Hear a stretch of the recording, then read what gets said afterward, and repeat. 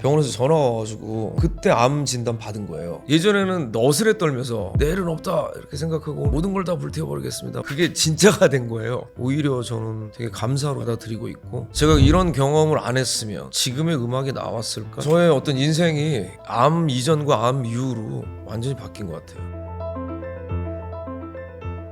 안녕하세요, 한석준입니다. 이 시대 진짜 대가들의 순도 높은 지식을 전하는 지식인 초대석, 오늘은 전 국민의 락커 윤도현 씨를 모셨습니다. 어서 오십시오. 네, 안녕하세요. 예, 반갑습니다. 그 예전에 저랑 방송하면서 뵌 적도 있고 한데, 예전에 정말 스케줄이 많으셨어요. 스케줄이 많다라고 표현할 때는 도대체 하루에 어느 정도 있으셨나요? 스케줄이 많을 때는 이제 연속으로 계속 매일 한 달 내내 일했던 적도 있고, 하루에 뭐 2-3개씩 공연도 예전에는 행사 같은 거를 뭐 지방 여길 갔다 저길 갔다 이렇게 2-3개씩 했던 적도 있었어요. 지금은 못합니다. 그러면 스케줄이 많은 만큼 그 당시에는 돈도 정말 어마어마하게 버셨겠네요. 돈을 벌 때도 있었고, 노력하는 것에 비해서 또 통장에 이렇게 돈이 안 들어올 때도 있었고, 개런티 자체가 많지 않다 보니까 초반에는 사실 제가 여러분들이 생각하는 그 인기의 절정에 다다랐을 때만큼 그 전에도 바빴어요. 이를테면 좀 무명? 언더그라운드에 있을 때 그때가 제일 바빴던 것 같아요. 오히려 그렇습니까? 일의 양이 진짜 많았었어요. 그래서 좀 아까 말씀드렸던 그런 대학 축제 기간이나 이럴 때는 집에 못 들어가고, 그리고 이제 진행비나 이런 것들 때문에 좀 문제가 있었던 적이 있었는데, 밴드로 이제 움직였을 경우에 밥값이나 숙박료나 이런 게 많이 나오니까 받는 개런티보다 오버가 돼서 마이너스가 된 적도 있고, 그래서 그 사장님한테 좀 혼나고 밥값을 뭐 6,000원이나 7,000원으로 제한해서 먹기도 하고 그랬던 적이 있고, 제가 이제 월드컵 이후에 소위 이제 좀 이렇게 유명해졌는데, 그때 이후로 오히려 좀 스케줄을 좀 조절할 수 있는 상황이 됐었죠. 그랬군요. 무명일 때가 더 바쁠 그럴 수도 있군요. 제가 기억하는 이제 선배님은 2002년 월드컵 때 오필슨 코리아로 확 유명해지신 거잖아요. 돌아다니면 나를 알아보는 사람이 어제와 다르게 오늘 더 많다, 이런 게 느껴집니까? 네네, 그때 느껴졌습니다. 저는 그때 신혼여행 중이었거든요. 신혼여행 중이었고 무인도에 있어서 통신도 안 되고 일주일 있다가 왔는데 공항에 내렸는데 시민들이 그 전과 온도가 너무 다른 거예요. 저에 대한 어떤 호의 표시가 너무 격해서 거의 뭐 내렸는데 뭐 행가래를 칠 그런 분위기였거든요. 그래서 이게 무슨 일인가 했는데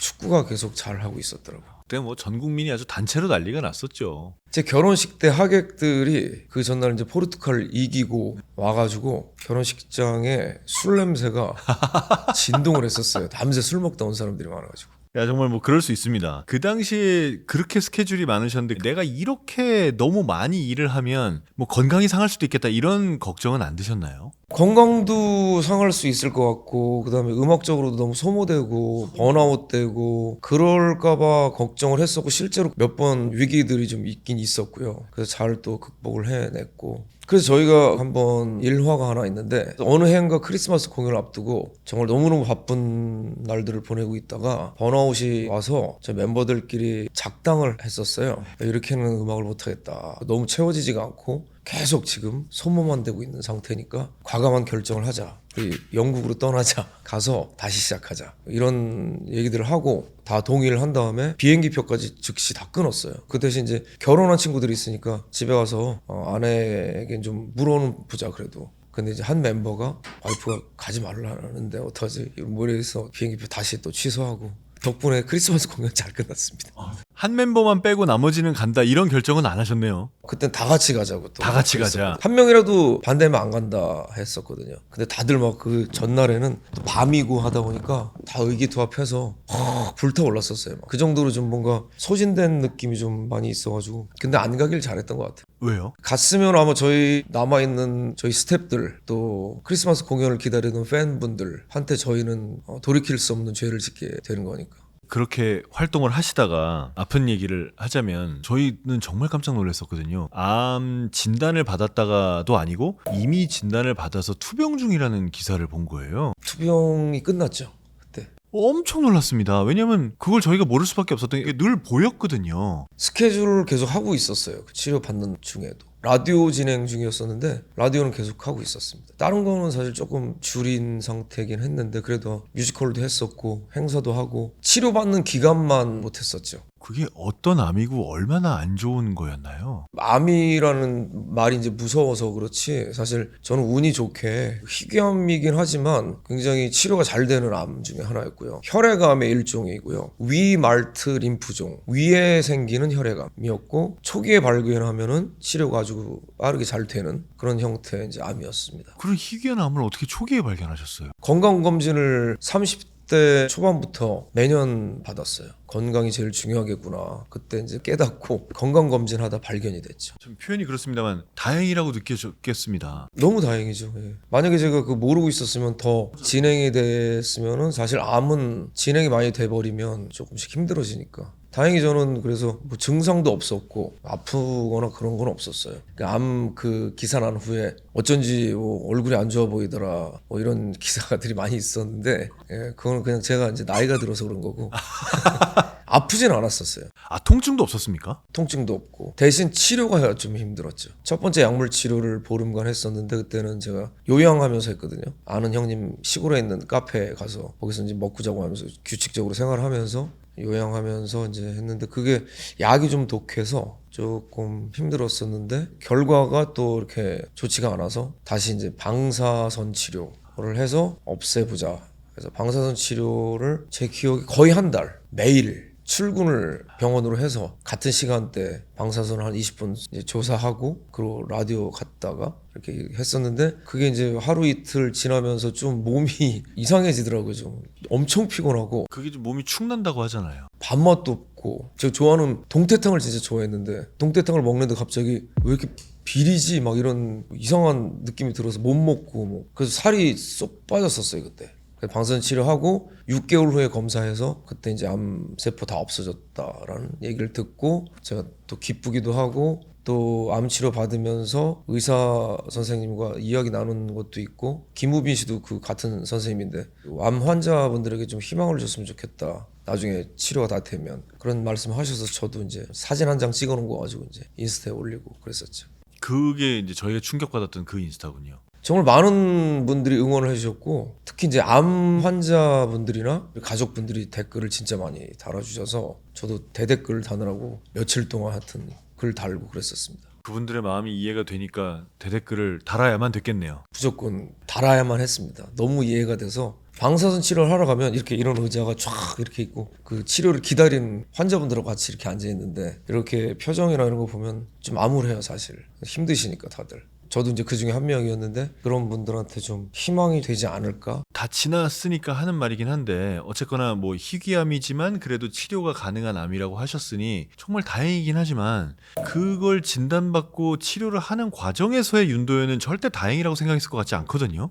좀 무서웠어요 사실 좀. 아, 왜 아니겠어요? 건강검진을 받고 원래는 서면으로 검진 결과를 항상 보는데 병원에서 전화 와가지고 병원으로 좀 오셔야 될 것 같다 그래서 근데 진짜 그 쎄한 기분이 들더라고요. 왜 그러시냐고 그랬더니 조금 안 좋은 소견이 있어서 이건 와서 직접 듣고 이야기를 해야 될 것 같다. 그래서 속으로 좀 각오는 하고 갔지만 종양이라고 말씀을 해서 되물었던 기억이 나요. 저 암인가요? 이렇게 그랬더니 암이라고. 선생님이 제가 너무 놀라니까 괜찮아요. 뭐 죽지 않습니다.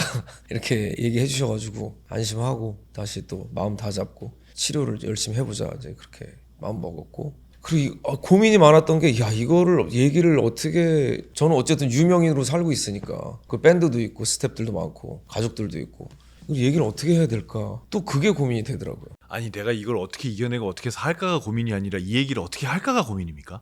되게 희한한 게 그 순간이 되니까 저 죽는 것보다 제가 죽어서 슬퍼할 사람들이 딱 떠오르더라고요. 그래서 야 이거는 일단 나는 둘째치고 내 주변 사람들한테 이거 진짜 얘기를 잘해야겠구나. 그래서 그것 때문에 좀 엄청 고민을 했었어요. 그래서 말해도 되거나 꼭 말을 해야 될 사람 회사 대표랑 그다음 저희 또 그 기타리스트 허준 씨가 암을 한번 알았었습니다. 그 친구는 이제 직업병처럼 생긴 건데 기타를 많이 쳐서 엘보가 생겼는데 그걸 좀 방치를 해가지고 근육암으로 발전해서 그거를 이제 또 치료했었죠. 어쨌든 그래서 암 선배인 허준한테 전화를 해가지고 야 암 이거 치료 어떻게 했냐 뭐 이러면서 또 물어보고 그랬었죠. 근데 이제 부모님한테는 도저히 말을 못해서 별거 아닌 거 치료한다. 위가 좀 안 좋아서 그렇다. 뭐 이렇게 얘기하고. 그러다음에 이제 뭐 저희 팬분들한테는 도저히 못 알리겠더라고요, 진짜. 나중에 치료하고 알리든가 뭐 그렇게 해야겠다. 그래서 안 알리고 라디오 팀에도 못 알렸고. 제가 이제 방사선 치료 받으면서 라디오를 하다 보니까 체력이 점점 떨어지는 게 이제 보이는 거죠. 힘들어하고. 그래서 뒤늦게 나중에 얘기했어요. 사실 그때 좀 그랬었다고. 그러면 그 암 치료를 하는 와중에 새로운 라디오 프로그램을 맡기도 하시고 그때 뮤지컬도 하고 계셨잖아요. 예, 맞아요. 뮤지컬은 뮤지컬 연습 때 건강검진 받고 그때 암 진단 받은 거예요. 그래서 제 마음속에 헉, 이거 뮤지컬 못하는 건가? 이런 생각도 있었어요. 근데 의사 선생님께서 아니 활동은 하실 수 있다. 무리만 하지 마라. 그렇게 얘기하셔서 그냥 뮤지컬을 하기로 하고 근데 공교롭게도 뮤지컬에서 제가 죽는 역할이에요. 유령처럼 나오거든요.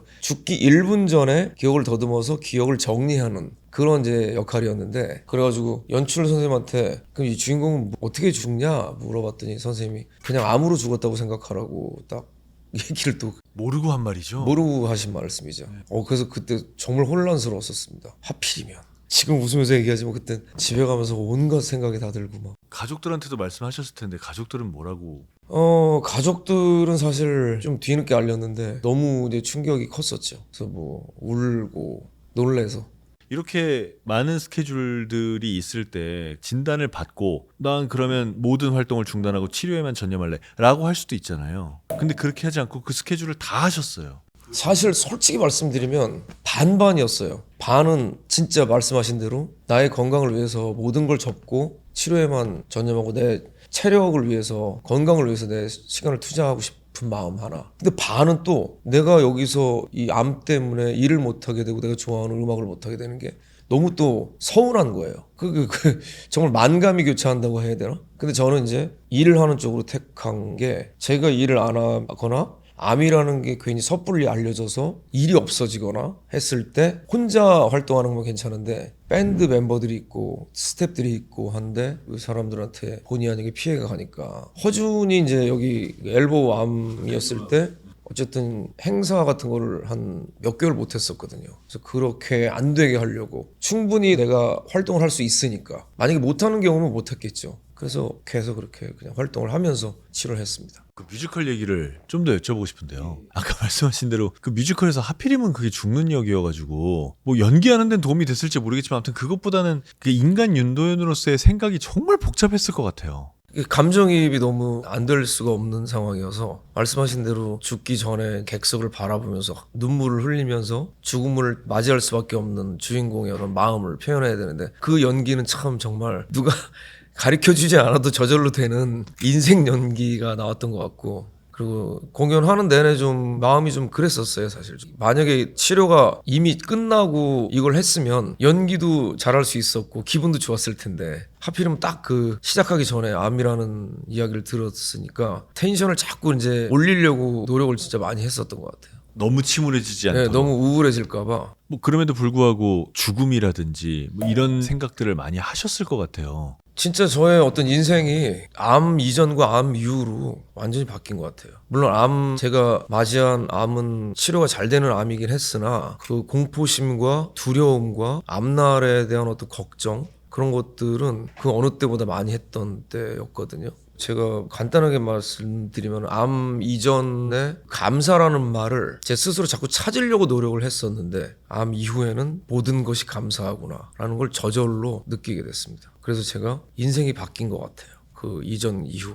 이런 걸 여쭤봐도 될지 모르겠는데 행복이라고 보면 어떻습니까? 그 이전과 이후가? 행복도 맞는 말인 것 같아요. 그 50대에 그 암을 마주하게 되고 사실 이제 50대 되면은 열정도 그다음에 에너지도 피지컬도 점점 다운이 되는 게 당연한 건데 오히려 그 이후부터 다시 뭔가 시작하는 느낌이 들어서 신생아가 된 기분. 제 별명이 신생아긴 한데 하도 많이 잠을 자고 그래서 그런 느낌이 들어서 다시 태어난 기분 들더라고요. 모든 게 행복하고 숨 쉬는 것도 좋고 하늘도 그렇게 많이 안 봤었는데 하늘만 봐도 기분 좋고 아 그래요. 그다음에 무대 서는 건 뭐 말할 것도 없고 음악에 대한 열정도 굉장히 더 커지고 그래서 제가 이제 저희가 이번에 이제 메탈 앨범을 발표를 하는데 그것도 사실 그런 계기가 없었으면 아마 안 했을 것 같아요. 좀 어려운 도전 같은 것도 서슴지 않고 할 수 있는 어떤 용기도 생긴 것 같고 삶의 에너지는 조금 낮아졌을 수 있지만 오히려 용기는 더 올라갔군요. 네, 삶의 에너지 자체도 올라가고 올라갔습니까? 물론 뭐 피지컬은 제가 뭐 어떻게 할 수가 없으니까 그거는 뭐 자연스럽게 흘러가는 대로 둘 수밖에 없지만 그 모든 어떤 마음에서 비롯되는 것들은 다 감사와 행복과 도전, 용기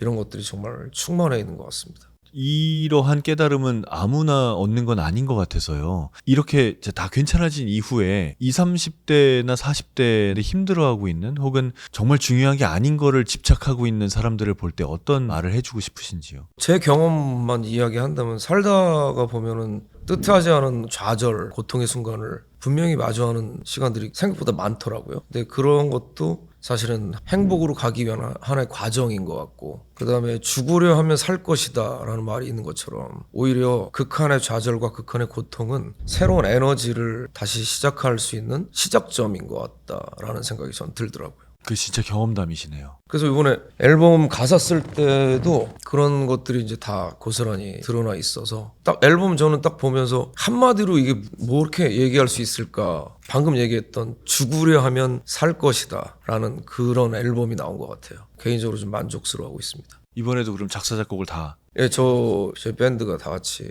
허준 씨, 또 태희 형 참여하고 그렇게 작사한 구절 중에 지금 얘기하면서 떠오른 구절 혹시 있으신지요? 이게 하나의 어떤 스토리가 있어요. 이 앨범이 주인공이 있고 그 주인공이 현실에서 마주하는 좌절, 고통 그 시간들 때문에 죽음까지 생각하게 되고 결국 죽음의 문턱까지 갔다가 다시 자아를 찾고 또 희망을 얻어내는 과정을 그린 오디세이라는 어떤 그런 앨범이 나오는데 그 중에 한 가사가 생각나는 거는 내 심장을 가져가 기어코 살아내시라 라는 가사를 제가 쓴 구절이 있어요. 그래서 사실 우리가 지금 제가 이제 흰수염고래가 대표곡이 됐는데 거기 보면 넌 혼자가 아니야라는 말이 있잖아요. 그런 말을 좀 다르게 표현한 그 정도로 나를 사랑하는 사람들이 있고 그 사랑하는 사람들을 통해서 삶의 의지를 다시 찾을 수 있다라는 얘기를 내 심장을 가져가 기어코 살아내시라 내 두 눈을 가져가 선명하여라 구절들이 생각납니다 갑자기. 참 똑같은 말이어도 누가 하느냐에 따라서 너무너무 느낌이 다른데 방금 말씀하신 그 노래 가사들은 윤도현 씨께서 말씀하시기 때문에 더 뭔가 충격적으로 와닿는 그런 느낌이네요. 근데 그 가사를 쓸 때 저는 사실 제가 진짜 사랑하는 사람한테 해줄 수 있는 말이 무엇일까? 그런 얘기 하잖아요. 난 너한테 내 목숨도 바칠 수 있어 라고 얘기할 누군가가 있을 거 아니에요. 그런 마음으로 그 가사를 썼습니다. 나는 아무것도 아니고 너가 정말 중요하다. 너가 살아야 한다. 그러니까 나의 모든 걸 주어도 아깝지 않다 너는. 투병 중에 부정적인 생각이 들 때도 있나요? 혹은 부정적인 생각이 들 때는 어떻게 하셨습니까? 저는 부정적인 생각은 없었던 것 같아요. 다행인 게 저는 감사할 수밖에 없는 게 제가 걸린 암은 치료가 잘 되는 암이었기 때문에 그랬을 거예요. 근데 이제 치료가 힘들고 치료하는 과정이 너무 고통스러우면 분명히 부정적인 생각을 하실 수 있을 것 같아요. 저는 그 간접적으로나마 방사선 치료할 때 좀 살짝 느끼긴 했거든요. 너무 힘드니까 의욕이 없다고 해야 되나? 그냥 힘든데 뭘 할 수 있나 아무 생각이 안 나더라고요.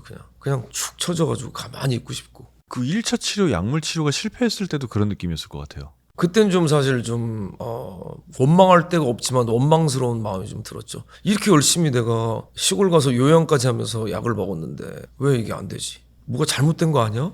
어디서 그 원인을 다른 데서 막 찾으려고 하더라고요, 제가. 그때 조금 힘들었었어요. 분명히 치료 쉽다 그랬는데 이거 왜 안 되지? 진단 잘못한 거 아니야? 뭐 사실은 더 나쁜 거 아니야? 뭐 이런 생각도 했을 것 같아요. 질문이 정말 많았었어요. 그래서 왜 이렇게 된 거지? 왜? 이러면서 그 이제 그 받아들이는데 조금 시간이 걸렸고요. 참 그동안에도 쓰신 노래 가사들이 많은 사람들에게 힘을 주는 내용들이 참 많았는데 병마와 싸우는 동안에도 그런 마음, 좀 긍정적인 마음이랄지 싸워서 이겨내겠다든지 이렇게 마음을 먹고 있었던 게 아주 좋은 역할을 하지 않았나 싶어요. 고난도 행복이다라는 말이 또 성경에 있듯이 진짜 제가 이런 경험을 안 했으면 지금의 음악이 나왔을까? 지금의 생각이 이렇게 가치관이 바로 섰을까? 그런 생각을 하게 됩니다. 저는 그래서 그 치료하는 기간이나 그 동안에 제 힘들었던 일들이 오히려 저는 되게 감사로 지금 받아들이고 있고 그래서 지금 치료 중이거나 악막한 분들한테도 그런 마음을 절대 잃지 않으셨으면 좋겠다라는 말씀을 꼭 드리고 싶어요. 치료가 되면 정말 행복한 거고 치료가 안 되더라도 그 기간 동안 좌절하고 하루하루를 보내는 거는 너무 안타깝고 마음이 아픈 일이기 때문에 항상 희망이란 걸 그 어느 지점에 두고 살아야 될 것 같아요. 이게 참 어렵죠. 어렵죠. 그걸 좀 찾아보니까 투병 중에도 행사를 하셨었나 봐요. 했죠. 그래서 그 행사에 참여했던 분들이 나중에 암투병 소식을 듣고 전혀 몰랐다라고 댓글을 남긴 것들이 있더라고요. 많이 있었습니다. 예. 그럼 그때 암 걸린 상태에서 그렇게 한 거야? 쩌렁쩌렁하던데 어떻게 된 거지? 뭐 그런 얘기들도 많이 있었고 후배 가수들한테 정말 연락이 많이 왔었어요. 너무 고맙더라고요. 또 이렇게 걱정해주고 뭐 연락을 못 드려서 죄송하다, 정말 놀랐다, 응원한다 등등 많이 왔었거든요. 그 암 때문에 모든 것들이 다 바뀐 것 같아요. 그 이렇게 아픈데도 계속 공연을 한 이유는 공연하는 게 좋고 참 사람 마음이 참 그런 게 치료가 잘 되는 암인데도 불구하고 내가 이 무대가 마지막이 될 수도 있는 거 아니야? 이런 생각 늘 하게 돼서 예전에는 너스레 떨면서 오늘 제가 내일은 없다 이렇게 생각하고 모든 걸 다 불태워버리겠습니다 뭐 이렇게 얘기를 하는데 그게 진짜가 된 거예요. 장난이 아닌 거죠. 그래서 더 열심히 하고 또 아까 말씀드렸다시피 다른 멤버들도 있고 스태프들이 있으니까 했어야 하기도 했었고 마지막 무대일 수도 있다라는 생각 전 정말 너무나 그럴 수 있을 것 같거든요. 한번 운 적이 있어요. 제가 흰수염 고래 부르다가 제가 무대에서 그 노래 부르기 전에 위로하는 어떤 멘트, 용기를 줄 수 있는 그런 멘트를 관객분들한테 하는데 그날 기분은 사실은 내가 위로를 받고 싶은데 라는 생각이 확 들었었어요. 그때 뭔가 좀 울컥해서 눈물이 좀 났던 것 같아요. 병을 앓기 전과 후에 제일 크게 달라진 윤도현의 모습은 어떤 건가요? 전엔 누가 뭐 하자 그러면 싫어, 안 해, 귀찮아 그랬거든요. 전혀 그런 모습을 못 느꼈는데 저는. 게으르고 좀 그래요. 근데 암 이후에 그래 좋아, 해, 하자, 해보자 이렇게 좀 바뀌었어요. 훨씬 더 긍정적인 사람이 됐군요. 완전히 바뀐 것 같습니다. 그게 그렇게 완전히 긍정적인 사람으로 바뀐 이유는 뭔가요? 감사와 행복을 알게 됐고 나한테 찾아오는 이 모든 순간들이 굉장히 귀하고 소중하구나. 그리고 세상에 안 되는 건 없다. 안 하는 거지. 그런 마음도 있고. 그래서 좀 더 음악을 만들 때도 파격적인 것들에 대한 시도나 이런 것들을 서슴지 않고 하게 되고 지식인에 나간다고 해도 너무 기분 좋게 나올 수 있고 제가 말을 길게 하는 걸 좋아하는 편은 아닌데 좋은 기회잖아요. 저한테는. 제 이야기를 이렇게 많은 분들한테 들려줄 수 있으니까 감사하죠. 예. 사람이 살다 보면 좀 많은 것들을 당연하게 생각하잖아요. 제가 내일도 이 자리에 와서 이 방송을 할 것 같고 제가 내일도 누군가를 만나서 그 사람의 아주 높은 지식을 들을 것 같고 안 그럴 수도 있는 거지 않습니까? 근데 그 안 그럴 수 있다는 생각을 평소에는 잘 안 하고 사는 것 같아요. 그래서 제가 아까 고난도 행복이다라는 게 늘 행복하기만 하면 그게 행복인지 불행인지도 가늠이 안 될 때가 있어요. 사람이다 보니까. 근데 우리 인생의 업앤다운이 자꾸 깨우쳐주는 것 같아요. 그리고 또 저는 암 투병할 때가 코로나였어요. 그러니까 이게 겹쳐서 더 세게 왔던 것 같아요. 그게 코로나 때문에 우리 일상이 다 없어졌었잖아요. 근데 저는 암도 있었고 그러니까 아 이게 세상이 끝날 수도 있겠다 잘하면 이런 생각을 가끔 하게 되면서 제 스스로 많이 변화가 됐던 것 같아요. 암투병 후에 정말 많은 게 달라지셨다고 했는데 처음으로 팬을 위한 노래를 만드셨어요. 안아줄게. 그거는 제가 이제 라디오 진행하면서 라디오 2주년을 기념하기 위해서 만든 곡이고 처음으로 그래서 청취자분들이 다 팬분들이셨으니까 팬분들을 위한 노래를 한번 만들어보자 해서 따뜻한 노래 한번 만들어야지 하고 만든 곡입니다. 어떤 의미를 담으려고 노력하셨나요? 그 가사는 계절은 바뀌고 모든 것이 변하고 하지만 나는 당신이 원하는 그 자리에 항상 있을 거다. 그 자리에서 당신을 항상 기다리고 있고 내가 안아줄 준비가 되어 있다 라는 그런 메시지를 담았습니다. 짧게 한 소절만 좀 불러봐 주실 수 있으신지. 후렴만 제가 하면 안아줄게 따뜻하게 널 감싸줄게 항상 같은 자리 항상 같은 마음으로 여기에 있을게 Oh I promise you oh.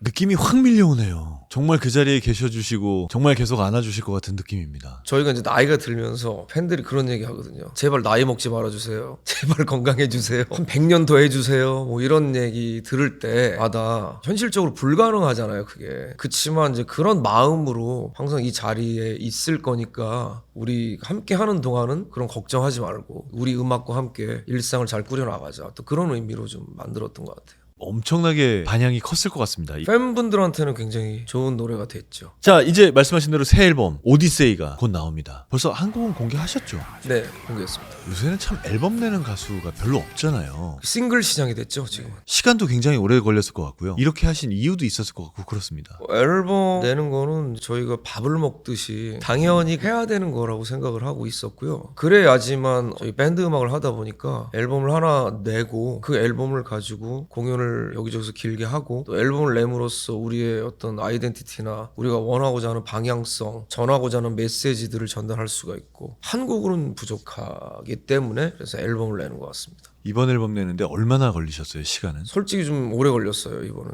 특히 저희가 어떻게 보면 좀 음악 방향성이 많이 바뀌어서 저희는 이제 팝, 하드락, 얼터너티브, 락 발라드 그런 류의 음악을 하던 밴드였는데 이번에는 이제 메탈로 전향을 했다고 해야 할까? 그 정도로 좀 많이 바뀌었기 때문에 준비하는데 시간이 진짜 오래 걸렸고요. 실제로 이걸 녹음하는 과정도 쉽지가 않아서 메탈이란 장르가 사실 좀 함부로 건들기가 좀 힘든 장르이긴 해요. 워낙 매니악한 장르다 보니까 이걸 잘못하면은 수박 겉핥기 같은 느낌이 나면 안 되니까 늘 하던 거를 접고 새로운 곳으로 이제 가야 하기 때문에 정보도 필요했고 저희들의 또 마음가짐도 달라야 했고 실질적으로 실행하는 어떤 능력도 좋아야 됐고 그래서 오래 걸렸어요. 녹음하는 데만 한 1년 걸린 것 같고요. 했다가 수정하고 다시 하고 뭐. 그리고 저는 이제 메탈을 한 5년 정도 매일 들었습니다. 그렇게 매일 듣다가 드디어 이제는 내 안에 이제 메탈 DNA가 생긴 것 같으니 만들어 봐야겠다 이런 생각을 하게 됐죠. 만들려고 들은 게 아니고 제가 살고 싶어서 들은 거예요.